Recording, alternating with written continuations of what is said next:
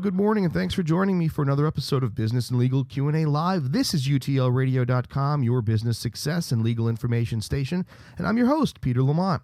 So on episode 183 today, we're going to be answering the following question. I'm representing myself in a lawsuit, but I'm not a lawyer. My question is, how much does a judge expect me to know about the court rules, and will he be understanding? Thank you, and I love your show.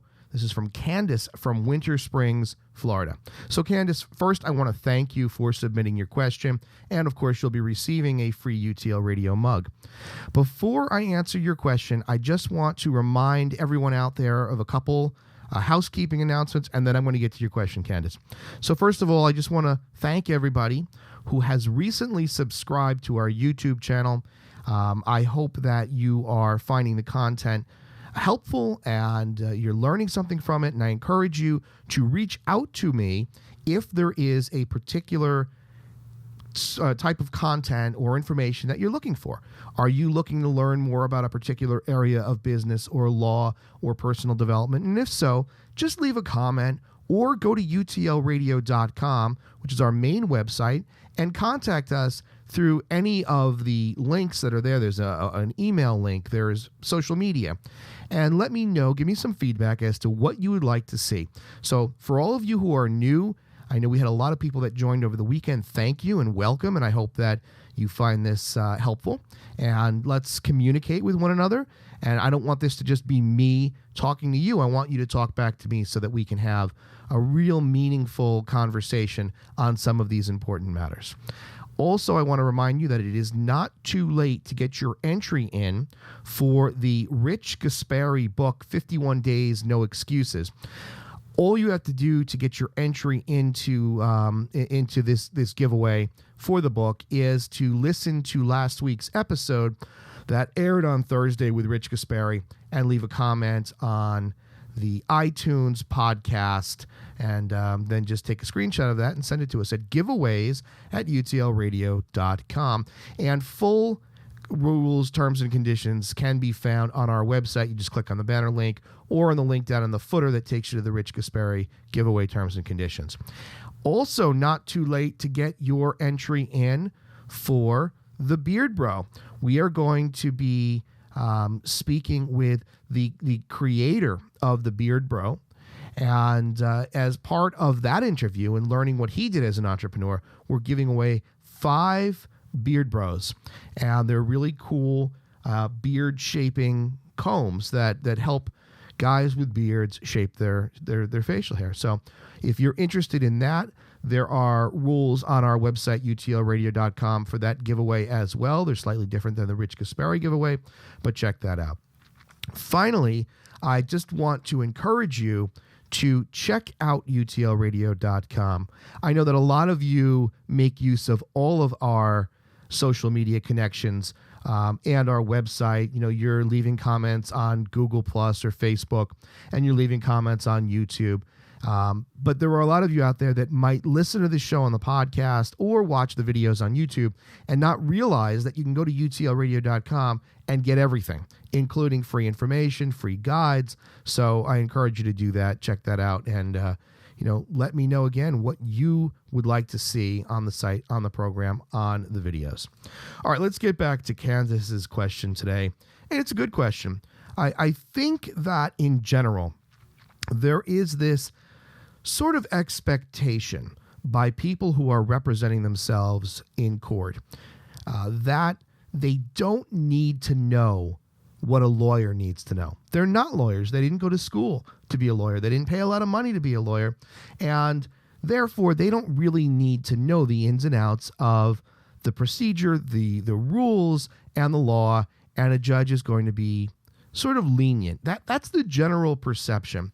And I say that through experience because there are a lot of people who represent themselves pro se that for a variety of reasons don't want to hire a lawyer. Some, they can't afford it. Others, they don't feel it's necessary because there's almost this narcissistic edge to them that they believe that they can do just as good a job as a lawyer. And then there are those people that just don't know how to go about getting a lawyer and finding a good lawyer, and they don't know what to do. And so they end up pretty much representing themselves. So, it's that variety of person that's going to go pro se. But now you've got to, try to get to the bottom of what do we do? What do we need to know? And, how understanding is a judge going to be? And that's a tough question because it really depends on the judge that you get. Oftentimes, and I know this is a tough thing to try to understand, and I'm going to hopefully shed some light on it. But oftentimes it's a matter of the judge that you end up with. Some judges are super lenient. They understand, hey, look, this person's representing themselves for whatever reason, and I'm going to give them a break. I'm going to cut them some slack. Then there are those judges who say, this person should not be representing themselves. Why didn't they get a lawyer? And if they're going to come into my courtroom, they better be prepared. And that's this, dichotomy. You're going to have one judge saying, oh, it's okay, I understand, and one judge saying, no way. So you really don't know what you're going to get when you go into court because you don't know enough about the judges and how they feel about pro se litigants. So what does that mean for you representing yourself pro se? How much homework do you have to do? What do you have to know? What procedures and rules do you have to be aware of? I'm going to suggest this to you. You should do your very best to learn as much about the procedure as you can. The law is, something that you're going to have to work through. It's going to be difficult for you to understand as a pro se litigant how to find cases that support your position. Now with the internet and Google, it's so much easier to search for a law case or a decision. But there's a lot of things that you're not going to understand. So if you're citing a case, let's say, here we have Candice who submitted the question from Florida. If you're finding a case that was decided in California, that's not going to necessarily have any impact on the judges or the legal system in Florida. It's a different jurisdiction. So you might not know about that. And that's almost a little more acceptable. But what's not acceptable for many judges is when you don't know the procedure. And so I would suggest to you that if you are going to be representing yourself, you take the time to learn the procedure. And when I'm talking about procedure, I'm talking about dates, deadlines, and how to accomplish all of the work in the case before you get that opportunity to present your case to the judge. There's this misconception by many pro se litigants that once they file a lawsuit, they're going to get their day in court automatically. They're going to get in front of the judge, and all they have to do is say to the judge, listen, here's what happened. Here's what the defendant did to me, and it'll be okay. This is not people's court. This is not Judge Judy.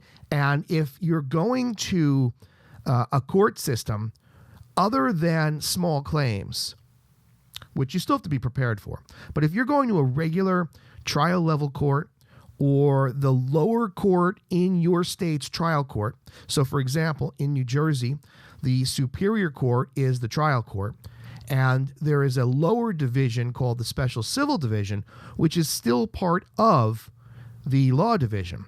But there's slightly different timetables and rules for the Special Civil part. If you're going into any of those trial level parts, you need to know and be prepared. I would suggest to you that you need to know the basics of the procedures. You need to know that you're not going to just file your lawsuit and walk in and get to see a judge. It doesn't happen that way. And it's sometimes frustrating when you try to help somebody and they don't want to understand that fact. you have to understand why you're not going to just get in and see a judge. And it comes down to what we're talking about, which is procedure. Everyone in the legal system is entitled to a procedure. That's why people who commit crimes are entitled to due process. They're entitled to a hearing. They're entitled to a jury trial. And the same holds true for civil cases. There are procedures that need to be followed, and a judge cannot just say, we're going to do away with this procedure, because it's not what the legislative branch of your state intended. When they wrote the laws concerning court procedure, it was done for uniformity and order. And they give some leeway to a judge to make certain amendments, to a rule. Perhaps they'll extend a period of time or something like that. But there are a lot of things that a judge just cannot do, even if they really feel sympathetic towards you. So the procedural aspect of what you need to know is really important. It also requires you to understand the makeup of a civil litigation matter. And what do I mean by that? I mean that you need to understand how they work. What happens first? Then what? Then what? Then what? You need to know, after I file my complaint, what do I do? So I'll give you an example of a case that I was on years ago where I was representing a school board defendant against an individual who had filed a lawsuit pro se and was representing herself. Now, what happened was, once she filed the complaint, she had that common misconception that I'm just going to wait for my day in court. And she did not understand that there's this period of discovery between filing the complaint and getting to trial. And we've talked in other videos and on other episodes of utlradio.com about discovery. I'm going to give you the 5-second overview. Discovery is that process or period in a case where the parties exchange documents and information and take testimony to try to prove your case or support your defense. Okay? It's a document exchange period. I want to know what information you have, and you want to know what information I have, because you don't want to be surprised at trial. Plain and simple.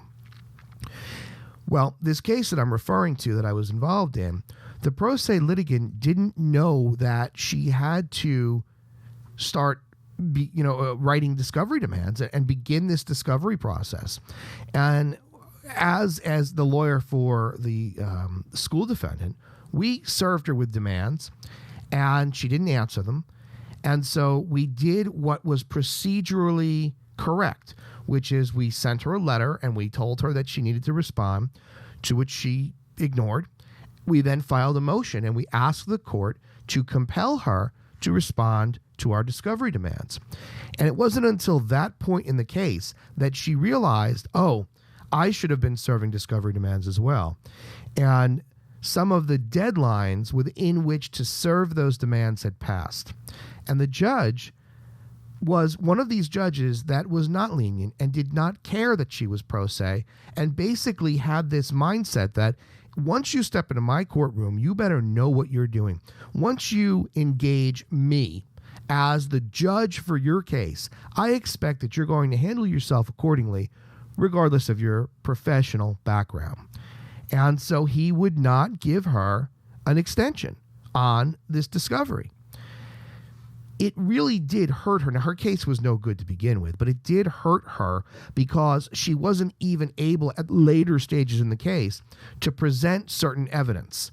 And she didn't have an idea of what some of the defendants, because it was a multiple defendant case, what they were going to say or testify to. And that's primarily because she didn't follow the procedural steps necessary to properly prepare your case for trial. So what do you have to know, Candice? You have to understand what is the logical flow of your case. What comes first, then what, and then what, and then what? And you have to be aware of the deadlines that the courts and that the legislative system have imposed for certain things. So, for example, if you need an expert to testify, you have to understand What qualifies someone as an expert? What do you need to get from them? Can they just go to court and testify, or do you need something in writing? And the answer is you need something in writing. You need an expert report. And then what do you need to do if you want to have this expert testify? Do you take this expert's deposition? What if the other side asks for your expert's deposition? What do you do?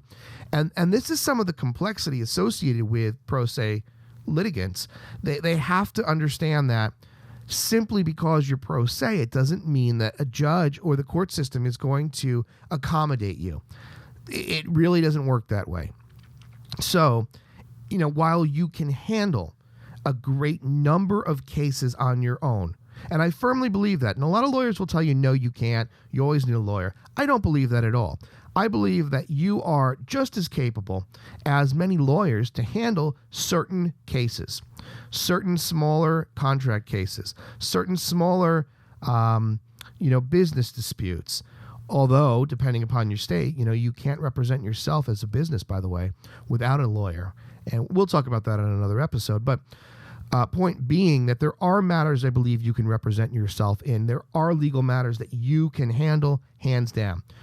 However, when you get to the point where you're dealing with a more complex case, if it is an injury case, that is not the kind of case I would recommend that you handle pro se. If it is a very large contract case, or a case where you might have some liability on the back end, in other words, the defendant that you're suing may turn around and sue you back. An example of that would be, what if you're suing a contractor who you stopped paying because you didn't like the work that they were doing, and then that contractor sues you back for the money that they say you owe them? That becomes more of a complex case, and you need to know procedurally what to do. If you are involved in a more complex civil litigation matter, and for whatever reason you cannot hire an attorney, you need to be as prepared as possible. Now, how do you do that? Well, fortunately, the internet is wonderful within your state to help you learn what the procedure is for your court matter. Most state courts have pro se litigant guides, hosted or posted right on their website. So I know New Jersey does, New York does, California does, and I'm pretty certain that Florida does as well. All you need to do is take the time to go on to the site and read what the rules are. Now, remember we talked a little earlier about leniency and whether or not a judge is going to be lenient because, you don't know the rules. And I said to you that most judges don't have patience. Some judges do. But here's what almost all judges will have patience with.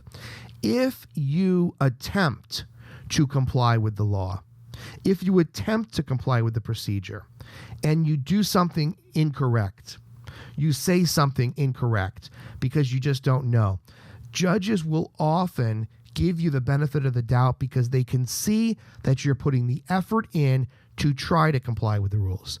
So oftentimes I've seen paperwork submitted by a pro se litigant where they're in compliance with the time frame and they're trying to serve a discovery demand, but they don't know the proper format for the demand. So in other words, I've seen pro se litigants write a letter to the other side and demand certain documents. And that letter might not be the way that we as attorneys would request documentation. We would do so through a variety of legal documents, a notice to produce, maybe a request for interrogatories, if you're in New York, a bill of particulars, whatever it might be. But, this person I've seen where they don't know that. So they write a letter and they say, I'd like these documents. And I've seen judges say, well, look, you're trying to comply with the time period and you're trying to submit a demand for documents. We're going to deem your letter to be sufficient. So I have seen judges frequently give you some leeway when you are, in fact, trying to comply with the procedure. But when you don't know the procedure and you go into the court and you say, oh, but judge, I didn't know, that's when a judge goes off the handle because you're wasting their time. And, there's this unfortunate air about some judges and even a lot of lawyers where they believe that they're better than you, the average person, simply because they know more about the legal system. Now, you've heard me talk about how I despise that narcissistic attitude that a lot of lawyers and judges have, but unfortunately, it's reality. And if you're going to play in the legal system, you have to understand that you're going to encounter those types of personalities, and you have to be prepared for it. So, Candice, I don't know what the nature of your case is. It's not in your question. But what I would strongly suggest you do is look at the court website first. Find out if there is a guide for pro se litigants. Find out if there is someone you can call in the courthouse that might be assigned to a pro se litigant part where they can give you information. Generally speaking, they don't do that. Generally speaking, no clerk, no official at the courthouse is going to give you any information because they don't want to be liable for giving you what you could construe as legal advice. They're not going to do it. They might give you some guidance. They might tell you where to file something. But I understand that from their perspective. They don't want to be giving you, advice. You call up and you say, should I file this discovery demand? Should I serve this discovery demand? And I can almost hear the clerk saying, I can't tell you what to do. And that's true. But they can point you in the right direction. If you say to them, listen, I'm looking for a pro se litigant guide. Do you have one on your site? They can point you in the right direction. But the onus falls on you to do your homework. And the one thing that you have to understand, there's a trade-off for being a pro se litigant. That trade-off is while you're saving money, you're going to be investing your time. And you have to be aware of that from the beginning. You are making an investment of time into your case. And if you desire to have that case turn out successfully, you have to put more and more time into it. So I think the overview, the bottom line to this question, which is a very good question because you see a lot of pro se litigants that don't ask any questions, and then they get in front of the judge, and the judge says, well, I can't help you. You didn't serve an expert report. You didn't take any depositions. You didn't serve any discovery demands. What do you want me to do? I have to dismiss your case. And then they're trying to ask questions.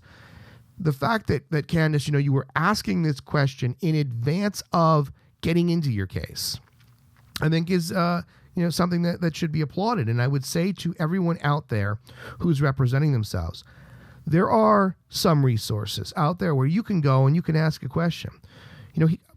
utlradio.com, for example, is one of those resources where we're not going to give you legal advice per se. We don't represent you or anything like that, but we can kind of give you an overview, and that's hopefully what you get from the podcasts and especially this program and from the videos. I hope that you walk away with having a little bit more knowledge than what you did before you listened to the show or watched the video. So I think that the preparation needed is critical, and I think that you need to know as much as you can. But in particular, if you said to me, look, I've got limited amount of time, Peter, to learn what I'm supposed to do, what would you focus on? I would say to you, learn the discovery schedule. What documents can you ask for? When can you serve these demands? When can you, be barred from introducing or asking for evidence if, you haven't served the demand by? I would figure out when your expert reports are due. I would also look at your procedural rules to find out what the deadline is for certain motions. Some states have a deadline where they say your expert report must be served 30 days before trial, or 60 days before the end of the discovery end date, or 30 days before the end of the end date. Other states will have a judge case manage a case and set deadlines throughout the case as it develops, as he or she deems to be appropriate. So, but figure that out. Ask about that. What are the deadlines? You must understand your cutoff dates for certain activities, motions in particular, especially dispositive motions, meaning motions that are going to end a case, like a motion for summary judgment. You don't want to blow the date for a motion for summary judgment when maybe you had done a great job throughout the case and you were able to prove your case. Now, instead of being able to win your case on summary judgment, now you're going to have to incur the time and expense of trial. And when I say expense, as a pro se litigant, you are responsible, obviously, for paying for your expert witness if you need him or her to testify at trial. You're responsible for all of the overhead and costs associated with your case. So what I want you to take away from this is don't go into a case expecting a judge to be lenient simply because you're pro se. While you might find a small percentage of judges that are like that will understand, I would err on the side of caution and understand that in my experience, most judges will not be lenient when you are not making a valid attempt. If you're making a valid attempt to comply with the procedure, they will bend the rules slightly, but they're not going to be happy if you didn't know that you were supposed to serve a demand, or you didn't know that you were supposed to have a report in by a particular time, or you didn't know that a motion needed to be filed a particular amount of time prior to the trial or discovery end date. So preparation is, I think, critical. You don't need to know the ins and outs of the law, and there are plenty of resources online to help you learn what elements of your case are. If you're filing a negligence lawsuit, there are plenty of resources to help you learn what do you have to prove. What are the elements of a negligence case? But the procedure, I think, is, for me, if I were a pro se litigant, I would want to have my procedure down. I'd want to do as much as I can to comply with the court's procedural structure, because I know that in my mind, a judge would be more understanding if I was really doing what I was supposed to be doing. There are certain things, again, and I'm just going to conclude on this statement, where a judge cannot bend the rules no matter what, because that's what the law says. That's what the requirement is. And, whether you are pro se or not, they can't bend those rules. But you will have a much better shot at being successful in your case if you know the procedural aspects of that court, of your legal system. And again, resources are online, they're free, they're available, and all you have to do is take the time to sit down and go through them. And if you have questions and there's things you don't understand, use resources like utlradio.com, because you can go to YouTube and you can watch the video where it talks about a motion to dismiss, or it explains what a motion for summary judgment is, or what a deposition is. There's so many resources that are just on our site alone where you can get that information that you need. And as I said at the top of the show, we are always looking to engage our audience in conversations. And so if you have a particular matter that you're involved in and you need to know the answer to a question, there are so many ways for you to get that answer from utlradio.com. You can post a link, you can post a comment, you can email us, you can use the Ask a Question feature on utlradio.com, where you can record your question directly through your computer to us. We get it and we answer it. So make use of those resources that we have available for you, because if you're representing yourself in a matter, I want you to do the best job that you can.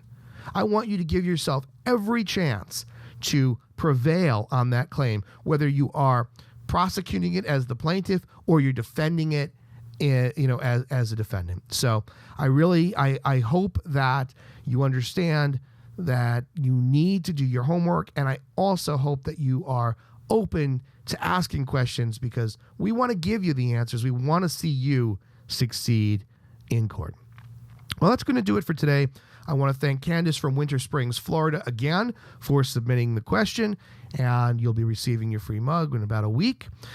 Also, stay tuned for some of the upcoming shows that we have. We've got some really great shows coming up. Mike Burnett from The Beard Bro. And if you missed any of the shows from last week, Rich Gaspari, which was a good show, check them out, because there's a lot you can learn from the Thursday Understanding Business show.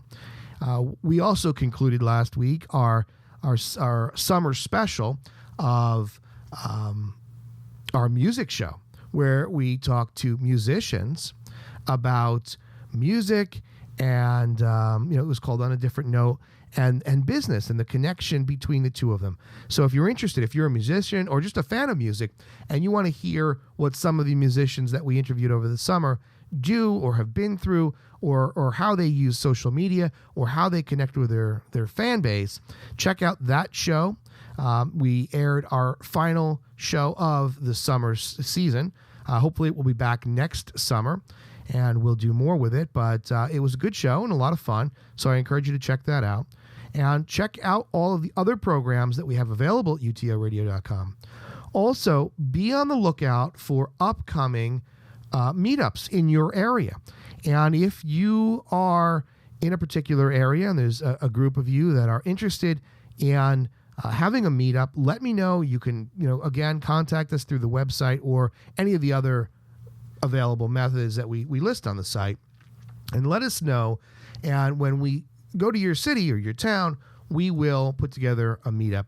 We're going to be doing one in New Jersey next month, and it is really a business and legal sort of strategy meeting that we're going to sit down and we're going to look at what you're doing and answer your questions about law or business, give you some suggestions. We're all going to share stories. It's a great opportunity to brainstorm with us and other entrepreneurs and hopefully give you some great ideas about developing or expanding your business, your entrepreneurial ventures, or your personal life. So check them out as well. Again, all that information is on the website, utlradio.com.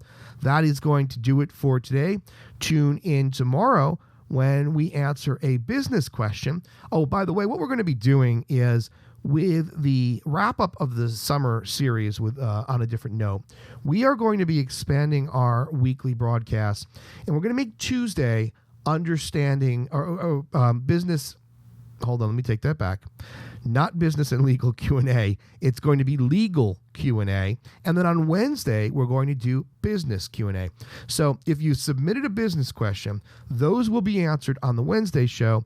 And if you submitted a legal question, that will be broadcast on the Tuesday show. So check that out. We're going to be making adjustments on the website so that the schedule is up to date, but that's how it's going to be. So Monday, we've got Understanding the Law, and we'll be talking about Week in Review, what news stories, what developments have occurred in business and in law. Then on Tuesday, we've got legal Q&A. Wednesday, we've got business Q&A. And Thursday, we've got Understanding Business, which is our interview show with successful entrepreneurs and business owners. So check that out. Thank you again for tuning in. Remember to communicate with us. Let us know how we can help you, what information we can give you. And thank you sincerely from the bottom of my heart for all of the kind words that we've received and all of the new followers and fans of UTL Radio. I really believe in what we're doing, and to have you, the fans, the listeners, the utlradio.com family support me and support UTL Radio is just a wonderful feeling. So thank you. All right, that's going to do it. Tune in tomorrow for our business Q&A, and remember that there's power in understanding the law.